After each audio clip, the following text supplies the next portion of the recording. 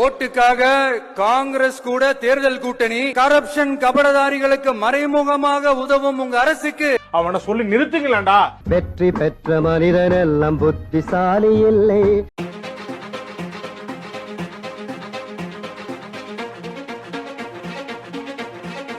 மக்களே, டிஎம்கேவுக்கு எப்படி PENO அதே மாதிரி தான் டிவிகேவுக்கு த ரவுட். இந்த ரெண்டுமே ஒண்ணுத்துக்கு ஒண்ணு சலைச்சதே கிடையாது. ரெண்டுமே எது உண்மையோ அதை பொய்ன்னு ஆக்கி, எது பொய்யோ அதை உண்மைன்னு ஆக்குறதுல மகா கெட்டிக்கார கூட்டம். அந்த மாதிரி தான் விஜயோடைய ஆரம்ப வாழ்க்கையில இருந்தே PR, rage baiting, conspiracy, sympathy, emotional இதை எல்லாத்தையும் வச்சுதான் விஜய ஒரு ஆளா கட்டமைச்சிருக்காங்க. இப்போ அதை வச்சுதான் இப்போ ஒரு புது வகையான உருட்டை உருட்டிட்டு இருக்காங்க. அதுலயும் நேத்துல இருந்து பாத்தீங்கன்னா, அண்ணா தனி பெரும்பான்மையோட ஜெயிச்சிட்டாரு, மக்களே அண்ணாவை தான் ஆட்சி அமைக்க உத்தரவிட்டுட்டாங்க, மக்களே அண்ணாவை செலக்ட் பண்ணிட்டாங்க, அதனால அண்ணாதான் இங்க ஆட்சி அமைக்கணும். ஆனா இதை பாஜக தடுக்கிறது, திமுக தடுக்கிறது, அதிமுக தடுக்கிறதுன்னு கூட்டிட்டு இருக்கானுங்க. என்ன ஒரு புத்திசாலித்தனம்! இதனாலதான் சொல்றேன், தற்குறிகளுக்கு துளி அளவு கூட அரசியல் தெரியவே இல்லை. அதாவது 2 வருஷத்துக்கு முன்னாடி வரைக்கும் நாங்க தான் பாக்ஸ் ஆபீஸ்ல பெரிய கிங்கு, ரஜினி எல்லாம் வேஸ்ட், தலை வேஸ்ட், சூர்யா வேஸ்ட், எங்களுடைய பாட்டுக்கு தான் மில்லியன் கணக்குல வியூஸ் போயிருக்கு, அவங்களுடைய பாட்டுக்கெல்லாம் வியூஸே போல, எங்களுடைய ஃபர்ஸ்ட் டே ஷோ தான் அதிக ஃபுட்பால் இருக்கு, அவங்களுக்கு கிடையாதுன்னு 10 பைசாக்கு பிரயோஜனம் இல்லாத தற்குறித்தனமான வேலையை பண்ணிட்டு இருந்தவனுங்க திடீர்னு இப்போ கவர்னரை பிஜேபி கட்டுப்படுத்துகிறது, பிஜேபி கவர்னர் மூலமாக பின்வழியில் தாவேக்காவை வீழ்த்தி இவங்க ஆட்சி பண்ண நினைக்கிறாங்க. இது சேம் ஃபார்மேட். இது யார் சொல்லணும்னு உங்க எல்லாருக்குமே தெரியும், திமுக சொல்லுவாங்க. இந்த திமுக சொல்றதையே இந்த தாவேக்கா தற்குறிகளும் சொல்றாங்கன்னா இவங்களுக்கு எந்த அளவுக்கு அரசியல் அறிவு இருக்குன்னு யோசிச்சு பாருங்க. திமுக சொல்றாங்கன்னா அவங்க அதை வச்சு அரசியல் பண்ணக்கூடிய ஆட்கள். இவங்க திமுகவை எதிர்த்து அரசியல் பண்றேன்னு சொல்லிட்டு தான் இங்க வந்தாங்க. ஆனா திமுகவுக்கு பதிலா இவங்க எது நடந்தாலுமே பாஜக தான் பண்ணுது, பாஜக தான் பண்ணுதுன்னு சொல்லிட்டு இங்க ஓயாம ஒப்பாரி வச்சிட்டு இருக்கானுங்க அணில் கூட்டத்துல இருக்க எல்லாருமே.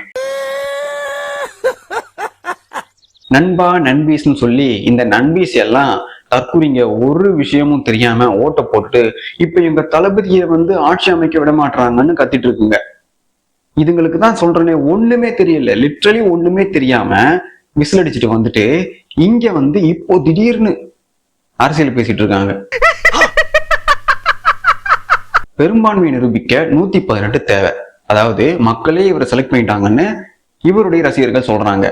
மக்களே செலக்ட் பண்ணிட்டு இருந்தா ஃபர்ஸ்ட் எலெக்ஷன்லயே எம்ஜிஆர் எப்படி ஜெயிச்சாரோ அந்த அளவுக்கு அறுதி பெரும்பான்மையோட ஜெயிச்சிருந்தாதான் மக்களே உங்களை செலக்ட் பண்ணிருக்காங்கன்னு அர்த்தம். ஆனா மக்களே செலக்ட் பண்ணியிருந்தா என்ன பண்ணிருப்பாங்கன்னா பெரும்பான்மையை கொடுத்துருப்பாங்க. ஆனா 108 மட்டும் தான் கொடுத்துருக்காங்க. இந்த 108 மட்டும் கொடுக்கும் போதே உங்களுக்கு தெரியலையா, மக்கள் விஜயை தேர்ந்தெடுக்கணும்லாம் அவங்க ஓட்டு போடல, அவங்க விஜய் ஜெயிக்கவே மாட்டாரு, சரி எதுக்காவது போட்டு விடுவோம்னு போட்டிருக்காங்க.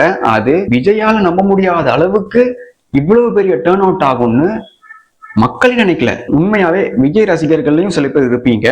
நீங்க அதிமுக திமுகன்னு இருந்தப்ப பல எலெக்ஷனை பார்த்துருப்பீங்க.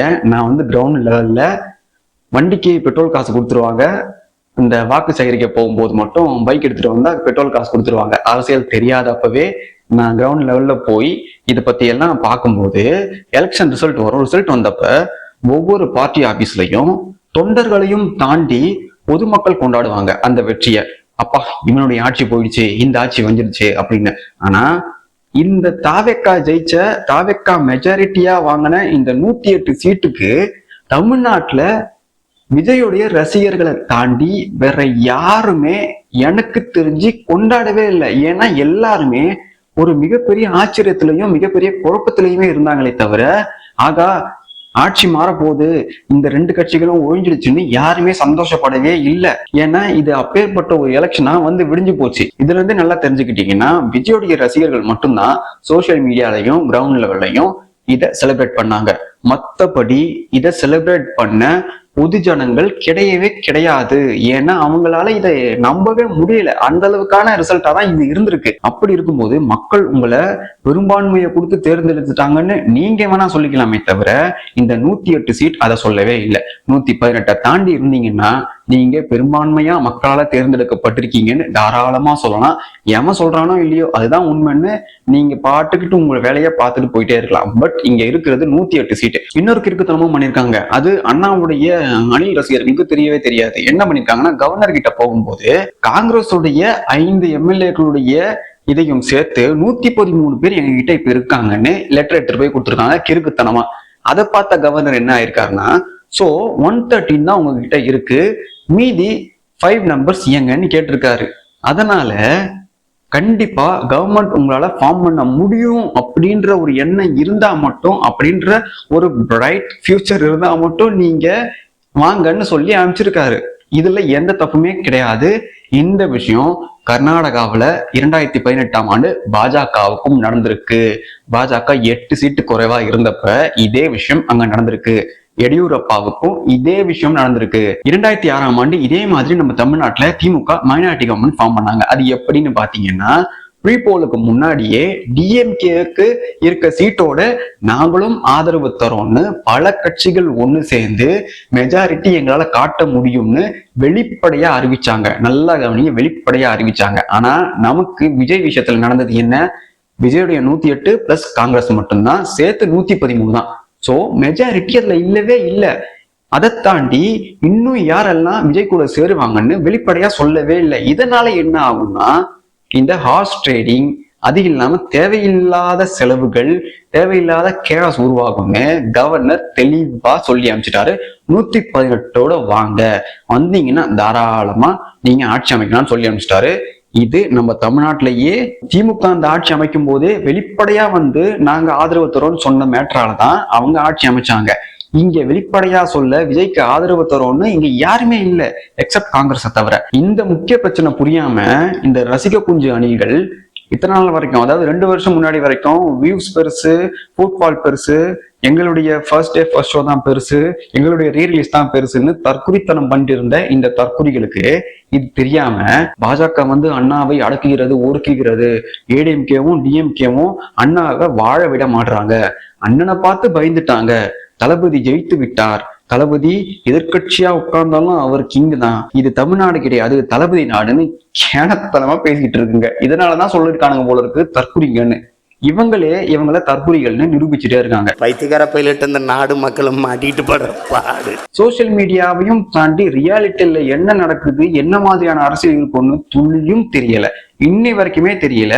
அதுக்கு சிறந்த உதாரணம் எதுன்னு பாத்தீங்கன்னா, ரஜினி எப்பவும் போல முக ஸ்டாலினை போய் பார்த்துட்டாரு. ரஜினி வந்து துரோகம் பண்றாராம். அடே, அவர் எல்லாரையும் பாப்பாடுறான். அந்த மனுஷனுக்கு இந்தியாவில் இருக்க எல்லாரையுமே தெரியும். அந்த ஆளுக்குன்னு ஒரு குறிப்பிட்ட மவுஸ் இருக்கு, அதை நோண்டிக்கிட்டு இவங்களுடைய தலைவர் அரசியலுக்கு வந்துட்டாரு, அடுத்து அவர் ஆட்சி அமைக்கிறதுக்காக கஷ்டப்பட்டுட்டு இருக்காருன்னு கூட தெரியாம அஜித்தையும் ரஜினியையும் சூர்யாவையும் நோண்டிட்டு இருக்கானுங்க. இன்னும் இந்த அளவுக்கு தற்குறிகளை வச்சுக்கிட்டு விஜய் ஆட்சியை அமைச்சாலும் எனக்கு தெரிஞ்சு பயங்கர பிரச்சனைய இவருடைய எதிர்கட்சிகள் மூலமா கூட சந்திக்க மாட்டாரு, இவருடைய ரசிகர்கள் மூலமாவே சந்திப்பாரு. அதற்கான சிறந்த உதாரணம் பாத்தீங்கன்னா, இந்த 2 நாள்லயே எவ்வளவு தற்குறித்தனத்தை இந்த அணில்கள் பண்ணிருக்காங்கன்னு எடுத்து பாத்தீங்கன்னாலே தெளிவா தெரியும். இங்க தமிழ் தேசியம் பேசுறேன்னு ஒருத்தர் ஊரை ஏமாத்திட்டு இருப்பாரு. அவர் வந்து கொம்யூனிக்கு வீர வணக்கம் இருப்பார். அவரை பொறுத்த வரைக்கும் இவர் வந்து தமிழர் ஒருத்தன் வந்துட்டான், அதனால நாம அவருக்கு ஆதரவு தெரிவிக்கணும்னு ஒரு உருட்டை உருட்டிட்டு, அந்த தமிழர் இப்ப திடீர்னு காங்கிரஸ் கூட கூட்டணி வச்சுட்டாருன்னு தெரிஞ்சதும் ஆட தமிழர் துரோகின்னு இன்னொரு உருட்டை உருட்டாரு. அதாவது இவர் தான் என்ன பண்ணாருன்னா பீஸ்ட் படம், அந்த பட டைட்டில பாத்தீங்களா, அது மிருகத்தனமா இருக்கு, மிருகத்தை குறிக்கிறது. அதனோட டைமிங் பாத்தீங்களா 111, இது 666.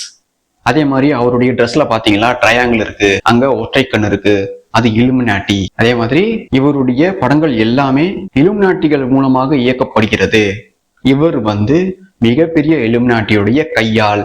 இவரை கண்டிப்பா நாம வளர விடக்கூடாதுன்னு சொன்ன இதே வாய் தான் இப்போ சமீபத்துல ஒரு 3 நாளைக்கு முன்னாடி தமிழன் ஜெயித்து விட்டான், தமிழன் இங்கே உயர்ந்து விட்டான், தமிழனுடைய வாழ்க்கை வீழாது, தமிழனுடைய மானம் இனி எழும்னு கிறுக்குத்தனமா கேனத்தனமா அரசியல் அறிவு இல்லாம, நடைமுறையில என்ன நடக்குதுன்ற புரிதல் இல்லாம யூடியூப்ல உட்கார்ந்துகிட்டு இன்னமுமே தமிழ் தேசியம்ன்ற பேர்ல பல பேரை ஏமாத்திட்டு வரார். சோறுங்க வேற என்ன கேக்குறா? கொமேனிக்கு வீர வணக்கம் செலுத்தின இவர் தான் உலக அரசியல் எல்லாம் பேசுவாரு. உலக அரசியல் பேசுற இவருக்கு நிறைய விஷயம் தெரிஞ்சிருக்கும், நீங்க எல்லாருமே நினைச்சிருப்பீங்க. ஆனா அதுதான் தவறு. உண்மையிலேயே பாத்தீங்கன்னா விஜய் ஃப்ரம் த பிகினிங்ல இருந்தே காங்கிரஸ் சப்போர்ட்டர், இது யாருக்குமே தெரியல. அதாவது இந்த மாதிரியான தமிழன் விஜய்னு சொல்லிட்டு இருக்க தற்கொலைகளுக்கு துளியும் தெரியல. ஏன்னா விஜயுடைய ரெக்கார்டை பாத்தீங்கன்னா, ஒருத்தர் அரசியலுக்கு வராங்கன்னா அவங்களுடைய ஐடியாலஜி என்ன, அவங்க யார் மூலமா இயக்கப்படுறாங்க, எப்படி அவங்களுக்கு ஃபண்டிங்லாம் வருதுன்னு சில விஷயத்திலேயே நாம தெரிஞ்சுக்கலாம். இது கூட தெரியாம இங்க உட்காந்துக்கிட்டு விஜய் தமிழன், அவர் தமிழினத்தை மீட்பார்னு இது உலக அரசியல்லாம் பேசிட்டு இருக்கு இந்த தற்குறி. விஜய் 2012ஆம் ஆண்டு அசாரியா கூட போயிட்டு, ஆட் டேஸ்ல விஜய் அண்ணா அசாரியா கூட போயிட்டு காங்கிரஸ் ஒரு ஊழல் கட்சின்னு உருட்டிட்டு இருப்பாரு. ஈவன் டேஸ்ல அதே காங்கிரஸ் தலைமையான சோனியா காந்தி கிட்ட போயிட்டு, நான் பார்ட்டி ஆரம்பிக்க போறேன், எனக்கு எல்லா சப்போர்ட்டும் இருக்கு, ஃபண்டிங்கும் பிரச்சனையே கிடையாது, எனக்கு அனுமதி தாங்கன்னு ஈவன் டேஸ்ல உருட்டுவாரு.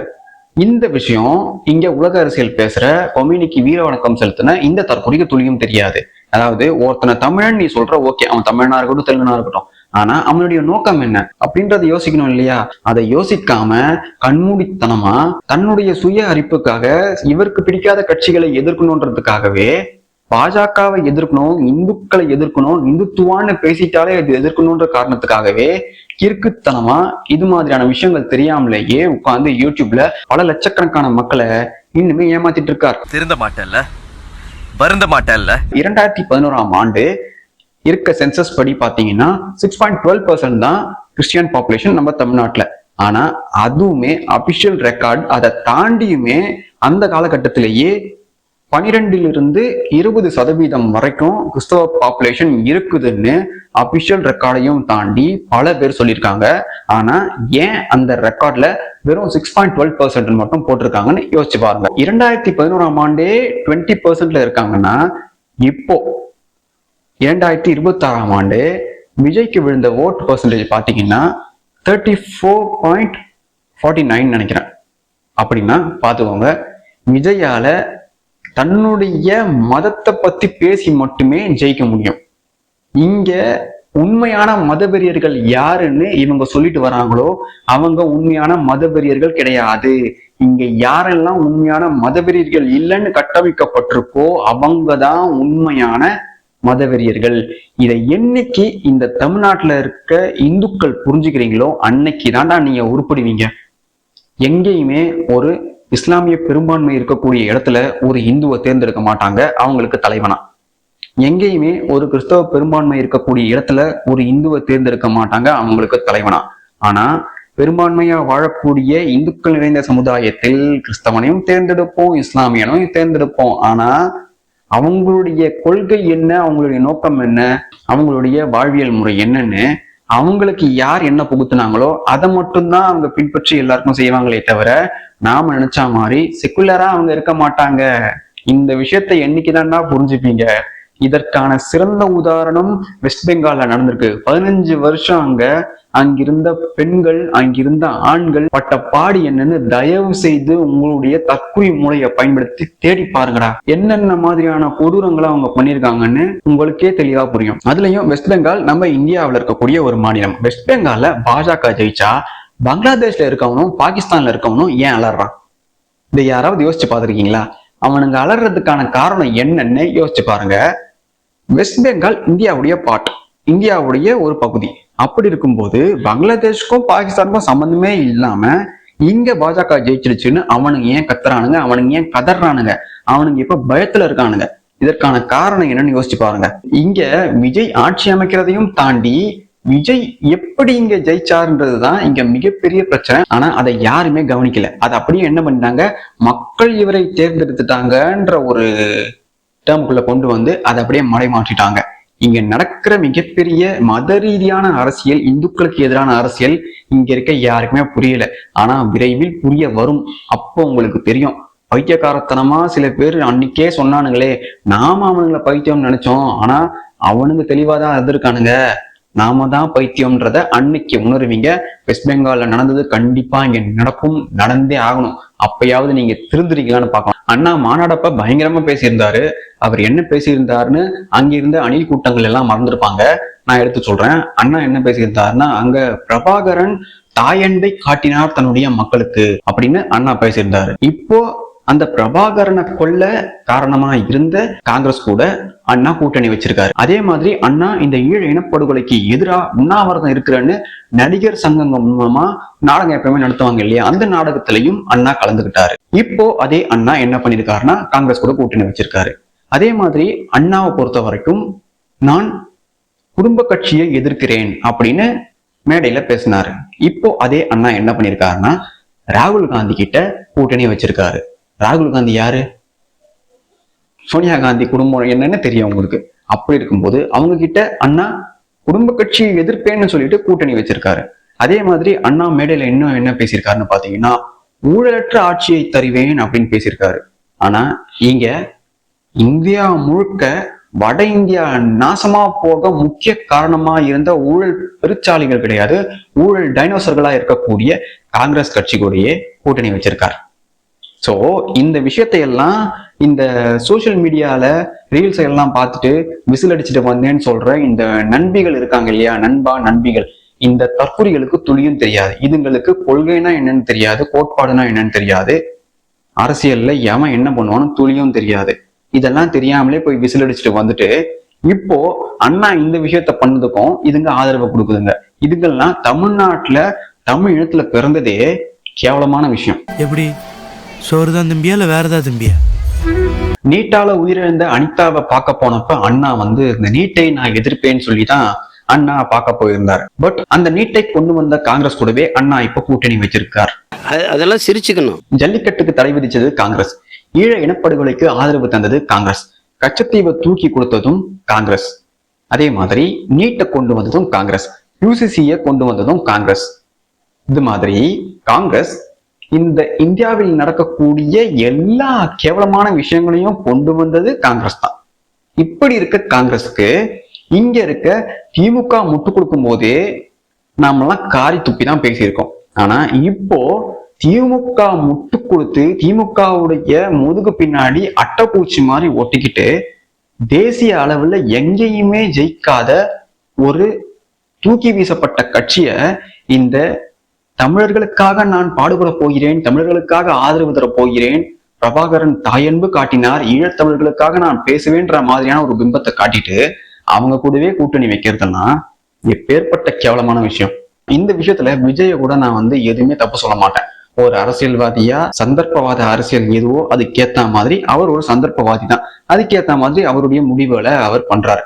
ஆனா இந்த விஜய்க்கு ஓட்டு போட்ட தமிழ்நாட்டுல தமிழர்களுக்கு பிறந்த ஒவ்வொரு தற்குறியும் கண்டிப்பா உங்களை நீங்களே என்ன பண்ணிக்கணும்னா காரி துப்பிக்கணும். உங்களுக்கு எல்லாம் இனம்னா என்னன்னு தெரியாது, மொழினா என்னன்னு தெரியாது, நீங்க வாழ்ற நிலத்துக்கே விசுவாசமா இருக்க மாட்டீங்க. இங்க உட்கார்ந்துகிட்டே தீவிரவாதிக்கு முட்டு கொடுத்துட்டு மனிதம் பேசுவீங்க. ஆனா இங்க இருக்க நம்மளுடைய தாய் உறவுகளுக்கு ஏதாவது நடந்தா அது என்னன்னே தெரியாம உட்கார்ந்து ஐபிஎல் பார்த்துட்டு இருப்பீங்க. உங்களை மாதிரியான தற்குறிகளாலதான் இது மாதிரியான மிகப்பெரிய சந்தர்ப்பவாத தற்குறிகள் நம்மள அழிச்சவங்க கூடவே கூட்டணி வச்சுட்டு நம்ம ஓட்டு மூலமாவே சார் சிஎம் ஆக போறாராம். உனக்கெல்லாம் வெக்கமே இல்லையாடா, சோறு தானே திங்கிற. இன்னொரு மிகப்பெரிய நகைச்சுவைய தாவேக்கா தற்குறிகள், தாவேக்கா நண்பிகள் கண்டிப்பா தெரிஞ்சுக்கணும். எங்க அண்ணன் அருமையா டான்ஸ் ஆடுறாரு, அவர் அளவுக்கு அழகா யாருமே இல்லைன்னு உருண்ட ரீல்ஸ் மட்டுமே பார்த்து விசிலடிச்சுட்டு வந்த தற்குறிகள் இந்த விஷயத்தை தெரிஞ்சுக்கணும். 231 கேண்டிடேட்ஸ்ல 92 பேர் மேல கிரிமினல் கேசஸ் இருக்கு. அதுல 43 மிக கடுமையான ஐபிசி சார்ஜஸ் கொண்ட வழக்குகள் இருக்கு. இவங்க தான் திமுகவுக்கும் அதிமுகவுக்கும் மாற்றாக வந்தார்கள். இவங்களுக்கு நாங்க ஓட்டு போட்டது எங்களுக்கு நன்மை செய்வார்கள்னு இந்த விசிலடிச்சாங்குஞ்சிகள் விசிலடிச்சுட்டு வந்தாங்க இல்லையா, அந்த விசிலடிச்சாங்குஞ்சிகள் அடிச்ச விசில்ல முக்காவாசி பேர் கிரிமினல்ஸ். சோ மாற்றம் கிடையாது, மண்ணாங்கட்டியும் கிடையாது. மாற்றுன்னு சொல்லி நம்மள அண்ணன் ஏமாற்றி இருக்கார். இது தெரியாத இந்த நண்பன்கள் இருக்காங்க இல்லையா, அவங்களதான் நாம என்ன பண்ணணும், இழுத்து வச்சு காரி துப்பணும். அதாவது திமுக அதிமுக குற்றப்பின்னணியே இல்லையா, நீ என்ன இதை மட்டும் எடுத்து பேசுறன்னு யாராவது கேட்க வந்தீங்கன்னா உங்க எல்லாருக்குமே தெரியும் அதுல குற்ற பின்னணி கொண்ட ஏகப்பட்ட பேர் இருக்காங்க. ஆனா நீங்க என்ன சொல்லிட்டு வந்தீங்க, எங்க அண்ணா வந்து புனிதமான அரசியலை தருவார், இந்த திராவிட அரசியலை தூக்கி போட்டு விட்டு நமக்கான மாற்றத்தை தருவார்னு உருண்டது நீங்க தான். அதனால என்ன சொல்றேன், நீங்க தான் இத முழுசா தெரிஞ்சுக்கணும். திமுக அதிமுகவுல எல்லாம் ஏகப்பட்ட குற்ற பின்னணிகள் கொண்ட ஆட்கள் இருக்கத்தான் செய்வாங்க. அது பல வருஷமா இருந்துட்டு தான் வராங்க. இது அவங்களுக்கு ஓட்டு போடுற எல்லாருக்குமே தெரியும். ஆனா உங்களுக்கு ஓட்டு போட்டாங்க இல்லையா, விசிலடிச்சுட்டு வந்தாங்க இல்லையா, அவங்களுக்கு நீங்க என்ன சொன்னீங்க? இதுக்கு பதிலா மாற்றமா தான் நாங்க வந்திருக்கோம்னு சொன்னீங்க. ஆட்டோ ஓட்டுறவரை ஜெயிக்க வச்சுட்டோம், சைக்கிள் ஓட்டுறவரை ஜெயிக்க வச்சுட்டோம், டிவி விற்கிறவரை ஜெயிக்க வச்சுட்டோம்னு விட்டுனீங்க. ஆனா அவங்களுடைய பேக்ரவுண்ட் செக் பண்ணா எல்லாருமே குற்றவாளிகளா இருக்காங்களே. இதுதான் மாற்றமா?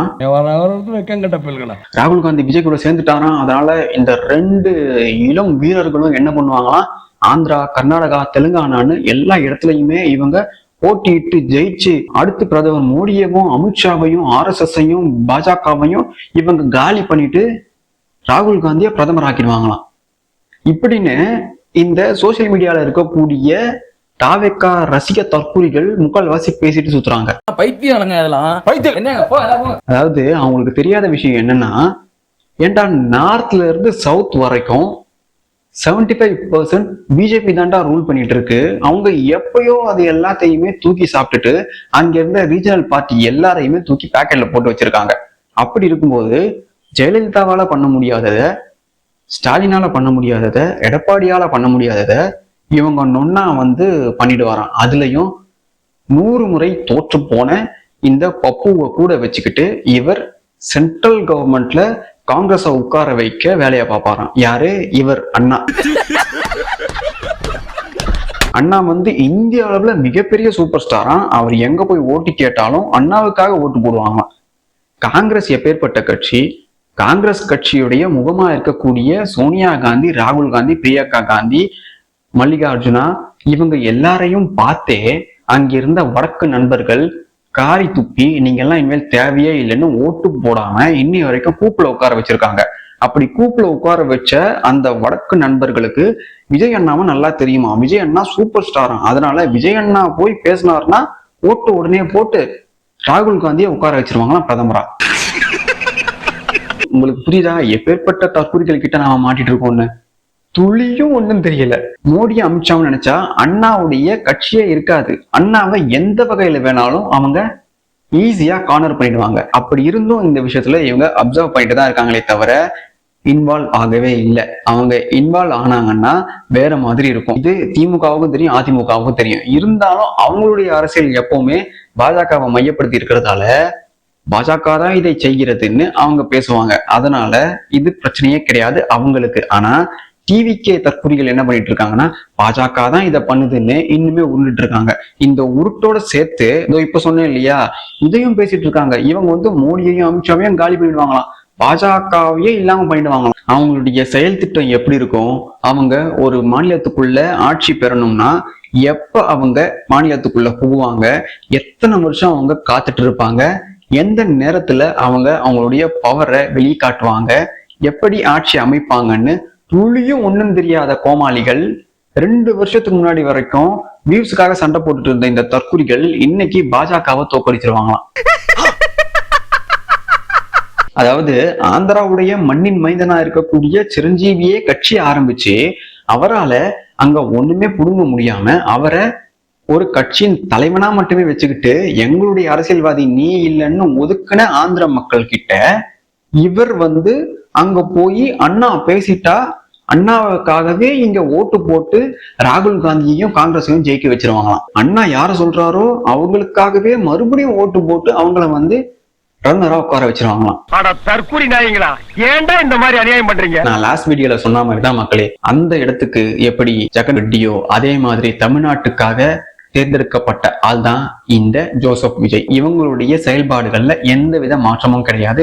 இதே மாதிரி இன்னொரு ஆள் தான் டெல்லியை சேர்ந்த கெஜ்ரிவால். இவங்க 3 பேருடைய பேட்டர்னும் ஒரே மாதிரி தான் இருக்கும். இவங்களுடைய 3 பேருக்கு பின்னாடி இருக்க ஆட்களும் ஒரே ஆட்கள் தான். இவங்களுடைய வேலை எப்பவுமே இந்த வெள்ளை சங்கிகளுக்கு ஆதரவா இருக்கிற வேலையா தான் இருக்கும். விஜய்க்கு ஓட்டு போட்ட, தமிழர்களுக்காக நல்லது பண்ணுவான்னு ஓட்டு போட்ட நண்பா நண்பிகள் எல்லாருக்குமே பட்ட நாமத்தை காங்கிரஸ் கூட கூட்டணி வச்சது மூலமாவே அடிச்சு விட்டார். இன்னும் பட்ட நாமம் நிறைய பேருக்கு இருக்கு. 2500 ரூபாய் 6 சிலிண்டர். இந்த 6 சிலிண்டர் தரேன்னு சொல்லியிருந்தாரு இல்லையா, அதுக்கு அண்ணா என்ன பண்ணோம்னா ஸ்ட்ரெயிட் ஆஃப் ஹார்மோஸையும் தாண்டி ஈரானை இவர் டைரக்டா தாக்க, அதையும் தாண்டி எங்கெல்லாம் இந்த கச்சா எண்ணெய்கள் எடுக்கிறாங்களோ அங்க எல்லாத்துலயுமே அண்ணா ஃபைட்டர் ஜெட்ல போய் நேரடியா தாக்கி அங்கிருந்து இந்த கேஸை கொண்டு வந்தா மட்டும்தான் அண்ணா பண்ண ப்ராமிஸ நிறைவேற்ற முடியும். அண்ணா அவருக்கே தெரியாம தான் ஜெயிப்போன்ற எண்ணமே இல்லாம வாயில வடை சுட்டு விட்டார். எப்பவும் போல எப்படி சினிமாக்கு கோல்டு காயின் கொடுத்து வடை சுடுவாங்களோ அதே மாதிரி இதுக்கும் சுட்டுட்டாங்க. ஆனா திடீர்னு வடிவேலுக்கு எப்படி அப்பாயின்மெண்ட் ஆர்டர் அடிச்சாம்பான்னு சொல்ற ஒரு சீன் வருமோ அதே மாதிரி இவருக்கு எவனோ அப்பாயின்மெண்ட் ஆர்டர் அடிச்சு வச்சுட்டான். இப்பதான் அண்ணனுக்கு மிகப்பெரிய சிக்கல், மிகப்பெரிய தலைவலியே இருக்கு. அத இந்த 2 நாள்ல அவர் தெரிஞ்சிருப்பாரு. இன்னும் வரும் காலத்தில் ஏகப்பட்ட குடைச்சல்களை அண்ணா சந்திப்பார். விசிலடிச்ச நீங்க எல்லாருமே அண்ணா கூட நின்னு அண்ணாவுக்காக அழுங்க. Until we meet again.